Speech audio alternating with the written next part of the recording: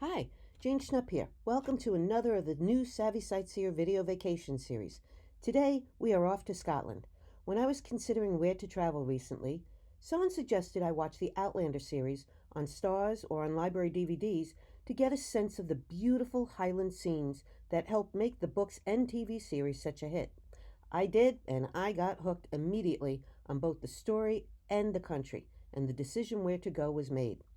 For those unfamiliar with Outlander, the show is based on a hugely popular series of books by Diana Gabaldon.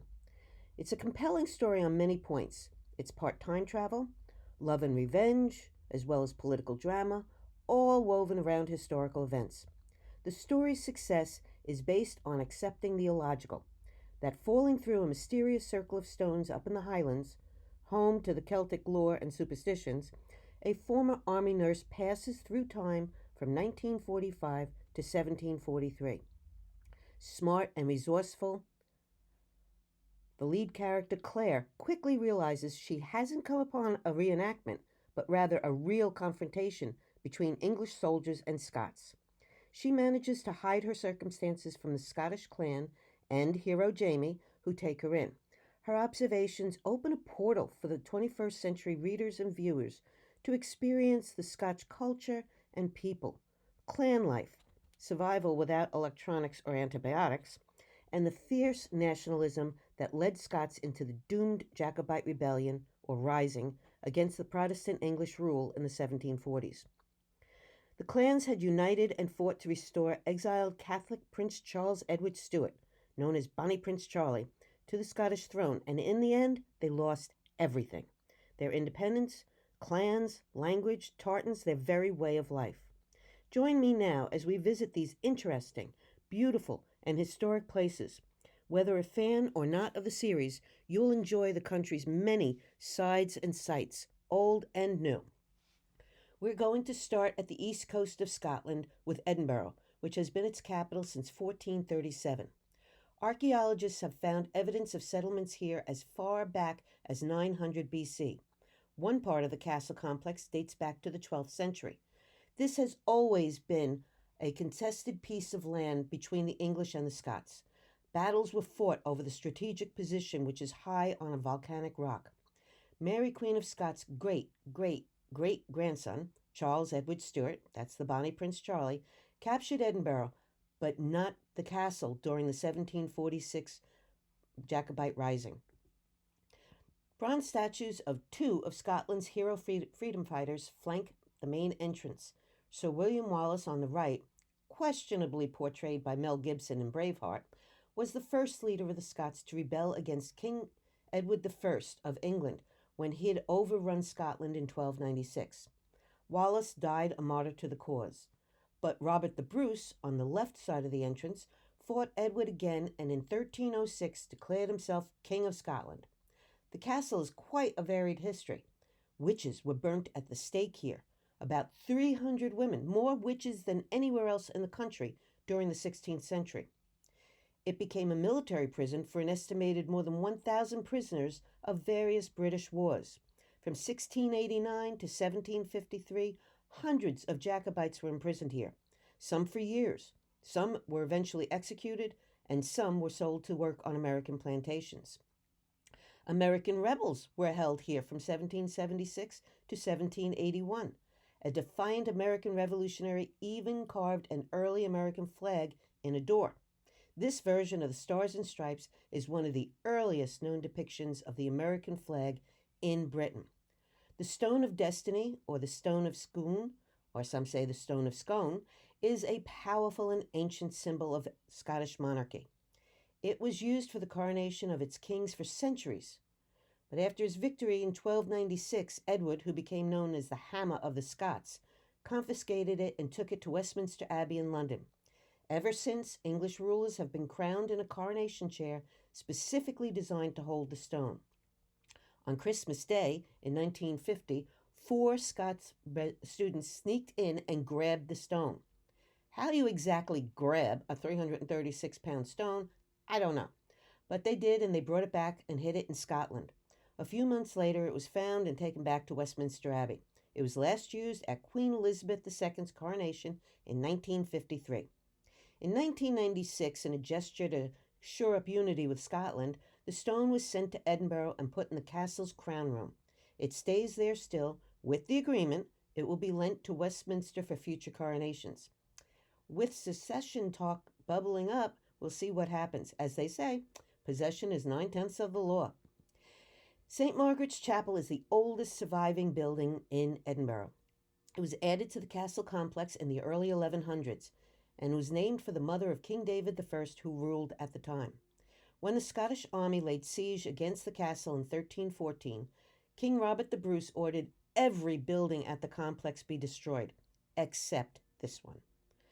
Now royalty has much more posh digs downhill from the castle, called the Palace of Holyroodhouse. It started as an abbey in 1128. In the late 15th century, James IV expanded and converted it to a palace. One of the most famous residents of the palace was James V's daughter, Mary, Queen of Scots. She came to live there in 1561, but fled after only 4 years when her secretary and rumored lover was brutally killed in her chambers. Pregnant, she bolted and eventually landed up at Edinburgh Castle, where she gave birth to James VI of Scotland, who later ruled both England and Scotland as James I. In the 1920s, the Palace of Holyroodhouse was formally designated as the monarch's official residence when in Scotland.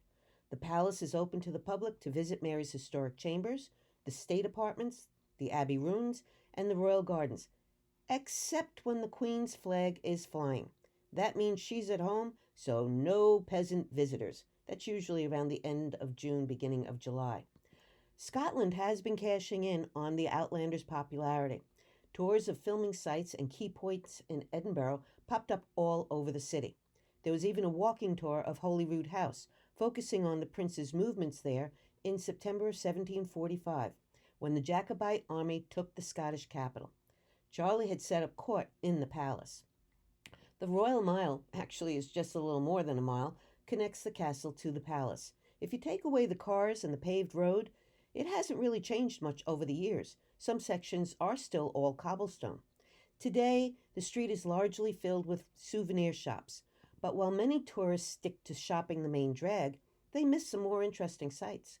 Many of these sort of tunnels are easy to overlook between shops.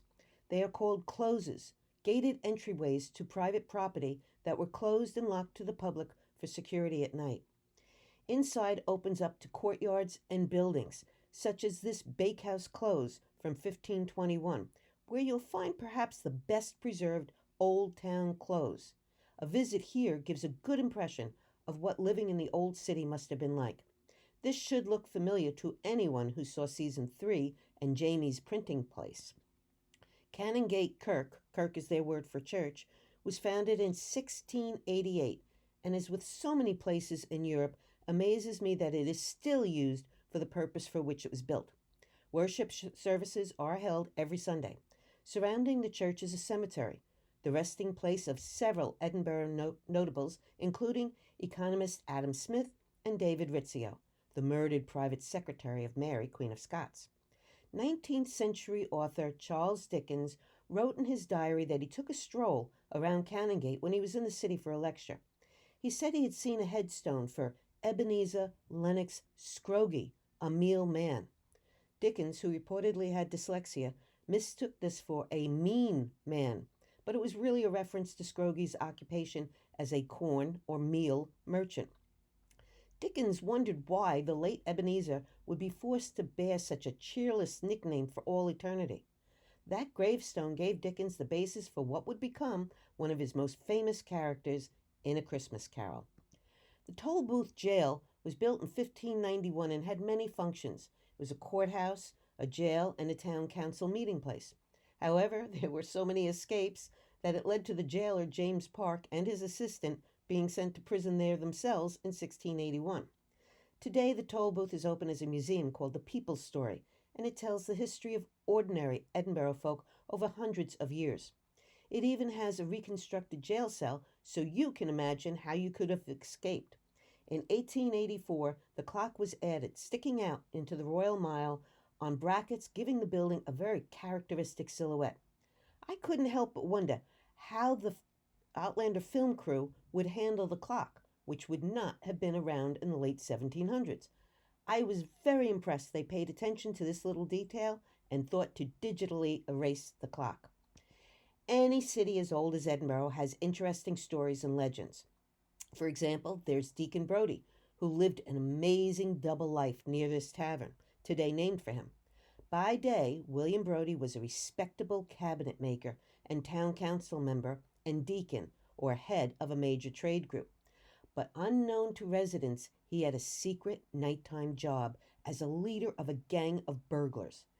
He needed the extra income to support his extravagant lifestyle, which included 2 mistresses, numerous children, and a nasty gambling habit. His day job involved making and repairing security locks, which gave him the opportunity to copy his clients' door keys. Brodie managed to maintain the illusion of being a respectable craftsman right up until his arrest. He was 47 when he was hanged in 1788, ironically on gallows that he'd designed. In a way, though, he still lives on today. Brodie's double life was the inspiration for Edinburgh author Robert Louis Stevenson's infamous character Dr. Jekyll and Mr. Hyde. Edinburgh was for centuries a walled city. The gates to the city were situated outside this pub, so this was the end of the world for the locals. It's prominently featured in Outlander, and Claire remarks it hosted a mix of soldiers, wharf rats, laborers, and apprentices. Back in the 18th century, pub drinkers throughout the town would hear a call to close, a tattoo, a word derived from a term for a drumbeat that signaled it was time for the pubs to turn off their taps and send those soldiers back to the barracks. Today's Royal Edinburgh Military Tattoo still draws people to the castle. Up to 200,000 people for the annual 3-week event held every August since 1950.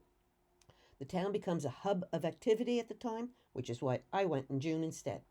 Performers from over 48 countries come for a celebration of music, dance, military pageantry, all that focuses on the heritage, color, and diversity of Scots from all around the world. A showstopper is always a major fireworks display. That's fitting, since Edinburgh Castle was the location in 1507 of the first ever recorded use of fireworks in Scotland. In 2017, they marked a historic change. At the tattoo, 57 clan chiefs were invited to lead their clansmen and members from around the world to take part in the opening ceremony.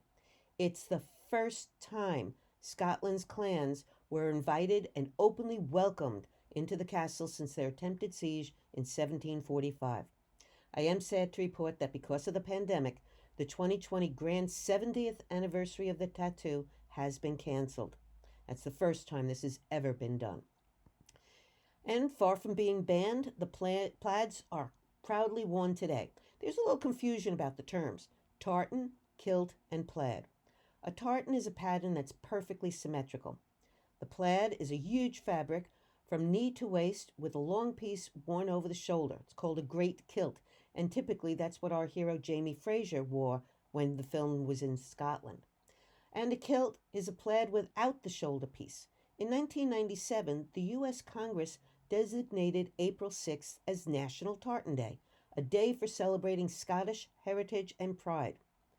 In 2018, New York City marked the 20th anniversary of its annual National Tartan Day Parade. I didn't know about this, and I had even grown up in the city. What's most fun and sometimes the best memory of a trip is when something happens that you couldn't predict. I just plain got lucky and caught this newly married Scottish couple coming out of the castle's St. Margaret's Chapel. It's a popular venue for fathers of the bride, since it only fits 25 guests, and so it keeps the invite list small. Here's not a particularly important story, but one of my favorites about Edinburgh. In 1850, there was a night watchman, John Gray, whose constant companion on patrol was a little Skye terrier called Bobby. Together, they were a familiar sight trudging through the old cobble streets of Edinburgh, winter and summer. John eventually died in 1858 and was buried in Greyfriars Kirkyard. Bobby, though, refused to leave his master's grave even in the worst weather conditions. He remained loyal to his master, and for 14 years he kept constant watch and guard over the grave until his own death in 1872. Moving on over to Glasgow, Scotland's largest city, has reinvented itself multiple times. Glasgow is famous for the Victorian architecture of its many streets, squares, and historical monuments, especially here at George Square in the city centre. Originally designed in 1781 to be a private garden for the surrounding elegant townhouses, it became a public centre in mid-19th century. The Jacobite army stopped in Glasgow in 1745, during the time that it was a major textile centre. While here, Charles demanded £15,000, but that was denied by the more loyalist Glaswegians. Yet he did get 12,000 shirts, 6,000 coats, and 6,000 pairs of stockings for his somewhat ragtag army. He also took advantage of its nightlife, attending Christmas balls and going out to dinner, as well as reviewing his troops on Glasgow Green. The square's dominant feature is at its center, an almost 80-foot tower in tribute to the native author Sir Walter Scott. He has connections not just to the Jacobites, but to Americans as well. One stanza of his narrative poem, The Lady of the Lake, was about the chief of a Highland clan who lost his life and the family territory in a battle against their enemy, King James V. The stanza was later set to music in a play, and that is what's played for American presidents, called Hail to the Chief. Just don't tell any president that he or she is not the chief being hailed in the song. Scott's is one of 12 monuments saluting Scottish stars from literary, political, and industrial sectors. Among these are the national poet Robert Burns, who we also pay a tribute to every single year when we sing one of his poems called Auld Lang Syne. There's also Glasgow-born Thomas Graham, an acclaimed chemist who developed the process of dialysis. As mentioned, Glasgow has reinvented itself time and time again. Initially, it was famous as a center for religion and learning. St. Mungo is revered for founding a monastery here back in the 6th century, and thus the city of Glasgow that grew up around it. It is believed his gravesite is under the city's striking cathedral, which was built in the 1100s and became a mecca for devout religious pilgrims. It is Scotland's only intact medieval cathedral and the oldest building in Glasgow. It was spared destruction in the 16th century Reformation when parishioners formed a human wall linking arms against the destructive mobs. Service is still held here on Sundays at 11 o'clock, as well as a series of choral events. Imagine the acoustics with all that stone. Those of you who saw the second season of Outlander should recognize those soaring arches as the Parisian-based charity hospital where Claire had nursed with Sister Angelique. One of the 4 chapels in the lower church of the cathedral, the Chapel of St. Andrew, is dedicated to the nurses of Scotland. It was in this chapel that a very dramatic scene was filmed in season 2. That's where Claire's stillbirth and recovery room was staged, and the church is all too happy to tout their association with the hit series. As a healer, Claire, as well as other Outlander characters, especially Galis, knew their herbs and flowers well. One mentioned often is foxglove. As you can see, it's a beautiful plant. It can be a lifesaver or a dangerous drug in the hands of those who know their plants. It flourishes everywhere. Another mentioned is Nettles, and this can be used in recipes or for joint ailments or as a diuretic and even as an astringent. But when Jamie brushed one against Claire, she found out why they're called stinging nettles. Another abrasive plant mentioned is the thistle. Claire uses it for things like bringing down fevers. It's also the Scottish national flower and was said to have saved clansmen from an attack when a British soldier screamed after stepping on its thorny stems. Remnants of the era when kings and clans ruled the land are everywhere in Scotland. The best preserved relic from the early 12th century is Stirling Castle in the Central Highlands. A 10-year, £12 million restoration brought the fortress to its Renaissance glory. It is easy to imagine James V striding its halls, or his daughter, Mary, on her way to being crowned Queen of the Scots. Almost every Scottish monarch either lived in the castle, was crowned, and or died here. During the Rising of 1745, the castle was held by King George II's loyalists. the Bonnie Prince Charlie's army largely avoided conflict as he marched through the area on their way south to England. Returning north to Culloden, though, they did launch an assault on the castle, and it failed miserably.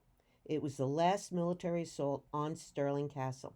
It's something to note here that this is a rare divergent from history in the Outlander book Dragonfly and Amber, where it's written that Stirling Castle fell at last. In reality, while the Jacobites did hold the town, it was their poor military strategy and leadership that led the siege to fail without them ever taking the castle. The distinctive yellow hue of the Great Hall stands out against the gray castle turrets. Inside the Great Hall, you can picture it filled with hundreds of people celebrating grandly staged festivities. 500 people could fit in here for an event. It was so large that a full-size boat was once placed in the center to act as a serving buffet. The palace is loaded with statues. Some are remarkably grotesque sculptures with devils and odd animals. Several like this were placed around the outer wall, sending the message that James V meant business and could be a dangerous adversary. Unicorns, like these on Stirling's amazing 7-part tapestry called The Mystic Hunt of the Unicorn, factor prominently on Scottish royal crests. The unicorn is considered the national animal of Scotland. It symbolizes ruling through harmony and represents purity, benevolence, and virtue. Tapestries were decorative, and they kept the inhabitants warm. But for Charles V, Stirling served several purposes. His goal was to transform a simple castle into a royal palace to showcase his wealth, importance, and especially his entitlement to rule. It was certainly a daunting fortress, perched high above the town on volcanic rock with steep cliffs on 3 sides. Most importantly, he wanted it to be the envy of every other leader, and showing off wall after wall covered in wildly expensive Belgian tapestries helped him to achieve that. An inventory shows he owned 100 or more tapestries. One of the palace's most unique features is its collection of hand-carved oak medallions, known as the Stirling heads. The originals, dating from the mid-1500s, decorated a ceiling of the king's inner hall with images of kings and queens and nobles, Roman emperors, and even characters from the Bible and classical mythology. The links between Stirling Castle and the Argyll and Sutherland Highlanders reach back through hundreds of years. A depiction of the sword dance is displayed in the castle's regimental museum. The dance was featured in Outlander when Jamie's godfather, Murtagh, went looking for him. Clan chiefs had organized Highland games as a method to choose their best men-at-arms, because the discipline required to perform these Highland dances allowed men to demonstrate their strength, stamina, and agility. Looking down from the ramparts, you find an oddly shaped mound called the King's Knot in what was once the Royal Gardens. Recent research by Glasgow University using modern technology indicates that hidden in the field there's a circular stone table under that mound, and researchers contend it could be King Arthur's Round Table. This view from Stirling gives you a sense of the terrain the clans and armies dealt with. Stirling is considered the crossroads, where the low meet the highlands. From here, 3 pivotal battles for independence from England occurred. At Stirling Bridge, William Wallace defeated the Brits. At Falkirk, though, Wallace was defeated by the Brits. And at Bannockburn, Rob Roy beat down the Brits. Also, this is being used as a backdrop for the American scenes in Outlander, just as the French charity hospital was actually a cathedral in Glasgow. The setting for the scenes taking place now in South Carolina, USA, are generally shot in the woods around Stirling. 14th century Doon Castle has been a popular filming set. It's been used for Monty Python and the Holy Grail, as well as the Game of Thrones. On Outlander, it's a stand-in for Castle Leoch. Inside is one of the best preserved medieval halls in Scotland. In the series, the roof on the smaller wing to the right and the turret on top of the main building were digitally wiped out to make it more of a ruin in the 1940s scenes. And full turrets and roof were digitally inserted on the main building for the 1740s scenes. Doune was a Stuart stronghold in the 1300s for Robert, the Duke of Albany. It fell to ruin in the 18th century. This region was known for ornate pistols that were made here. George Washington owned some, and it is believed that the first shot fired in the American War of Independence was from a Doune pistol. The castle is several floors high, but the doorways are very low and narrow. A lot of scenes were shot around the courtyard. This is where Claire first enters the manor as introduced to housekeeper Mrs. Fritz, and it's where we see characters Dougal and young Hamish playfully sparring. Another true-life setting used for Outlander is at the Highland Folk Museum. Founded in 1935 by historian Isabel Grant, a Scot who wanted to preserve the Highland way of life, the museum has grown over the years from its humble start in an unused church to an outdoor park covering 80 acres in Newtonmore. There are over 30 buildings depicting Highland life from the 1700s on. The biggest draw of the park for Outlander fans is the Highland Township section, where many scenes have been filmed. Especially easy to recognize in Season 1, this is where Claire goes on a rent-collecting trip with Dougal. This is Weeping Glencoe Valley. Its 300 waterfalls are a personification of the tears shed here, the site of a 1692 massacre of the Clan MacDonalds by the Clan Campbells. The Clan Campbell was one of the largest and most powerful and notorious of the clans. Their worst exploit to most was in 1692, when after 2 weeks of enjoying the Highland hospitality of the Clan MacDonald, they turned on their hosts and massacred 38 of the clan. Another 40 would die of exposure while on the run. The Campbells were part of the Black Watch, a Scottish infantry regiment in the British Army. They were charged with retaliating against the MacDonalds on grounds that they hadn't been prompt enough in pledging their allegiance to the new monarchs, William and Mary. Much of the distance between Glencoe and Inverness is along the scenic shores of Loch Ness, one of Scotland's longest lakes, at about 24 miles. It beats out nearby Loch Lomond by a mere 50 feet. Lomond is south of Glencoe in the Trossachs National Park, and it's the region where Sir Walter Scott was moved to set that poem, The Lady of the Lake. Lomond also inspired another song, The Bonnie Banks o' Lomond. I always thought that was a cheery sort of song, but I couldn't have been more wrong. It was written by a Jacobite Scot, jailed in an English prison. Facing death, he sang of taking the low road to Scotland, while his living companions took the high road. In other words, in dying, his spirit would reach Scotland afore ye. It can be heard playing in the background when Claire goes into the big dinner at Leoch. It's an ironic choice, since the song was written in 1746, 3 years after Claire fell through the stones. About the only thing producers used from Inverness for the series is its name. This is the real Inverness. Quaint Falkland and Fife was more suitable for the scenes walking through the town in days past. Not far from Inverness is one of the many standing stone centres in Scotland. At Clavic Cairns, there are 4 cairns and 3 stone circles. It's believed the cairns were burial chambers some 4,000 years ago. The main passageways into the cairns glow with the midwinter solstice sunset. Although nothing much looks familiar here for Outlander fans who have seen the show's Craignadoon Circle, there is one flat stone, and it's the most important to the storyline. I'm not sure why this circle is billed as the inspiration for Craignadoon. Even the scenery around it is not similar. That part was shot in the mountainous Rannoch Moor in Perthshire. My skeptical mind thinks it might have something to do with being only about 6 miles from the infamous Culloden battlefield, and so kind of good to cash in on for tourism dollars. Culloden Moor is where the last battle fought on British soil occurred, the turning point in Highland history and the end of the Jacobites. The battle lasted less than an hour. 1,500 were slain. 1,000 of them were Jacobites. The field is virtually unchanged from the time of the battle. Prominent in the field now, though, is a 20-foot high, 18-foot round, old stone memorial cairn. Cairns were used as a means to keeping track of how many entered a battlefield. Each man dropped a stone onto a pile and took one when he came off the battlefield.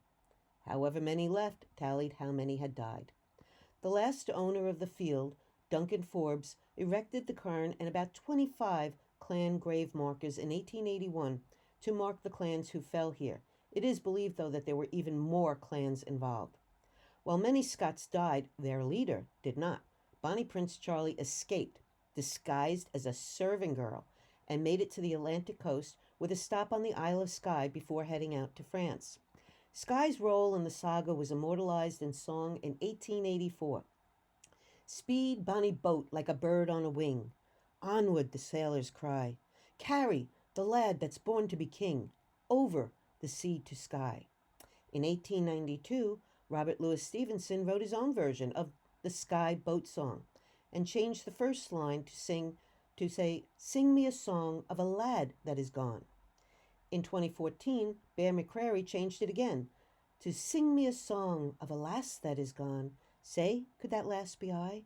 Merry of soul, she sailed on a day over the sea to Skye," which is the series theme song. Not all clans were decimated at Culloden. The Campbells, who had fought on the side of the English, continued to flourish. When an act of proscription against the wearing of the Scottish tartan was enacted in 1746, the Campbells' black watch tartan was the only allowed exception. Torquil Ian Campbell, the 13th Duke of Argyll, still lives in the family home of the Clan Campbell in Inverary. The foundation stone for this castle was laid in 1746, just after Culloden. There are many Outlander references to the clan. In one case, Jamie talks about taking a longer route to skirt around Campbell land. Part of the castle is open to the public, but in the castle's private section, the current Duke and Duchess raised their 3 children. Each room on the public side is exquisitely detailed. You come into a small entry room, but then the next room, the Armory Hall, literally takes your breath away. Passing through an arch, your gaze wanders up and up till you realize the artful display is actually swords and other instruments of killing. The almost 70-foot tall room is believed to be the highest ceiling in Scotland. The saloon, technically at the rear of the house but originally intended to be the main entranceway, has as much modern history as ancient. Followers of the popular period program Downton Abbey may recognize it as the setting for the family's entrance in the Christmas 2012 show. A piano sits off to the side of the room, but it has a history all its own. It was at this piano that the famous duo of Lerner and Lowe, guests of the 12th Duke, tickled the ivories and came up with some of their most famous songs, those for the musical My Fair Lady. A young harpist suffered a gruesome death and now reportedly haunts the room trimmed in traditional black watch tartan. It is said a harp can be heard playing when a family member is about to die. One of Outlander's biggest stars is the landscape of Scotland itself. This is where nature is stunning, like these falls on the Isle of Skye. I like to end all of my programs with the words of Dr. Seuss. Sometimes you don't appreciate the moment until it becomes a memory. And I like to add to that to always remember to celebrate the moments and treasure the memories. To see more of Scotland or any of my European destinations, go to my website. If you have any questions about this program, email me or use the contact page on my website. When libraries are again offering programs, you can check my programs tab to see where I'll be. Until then, visit the library site for more video vacations by Savvy Sightseer. Stay healthy, stay home, cheerio.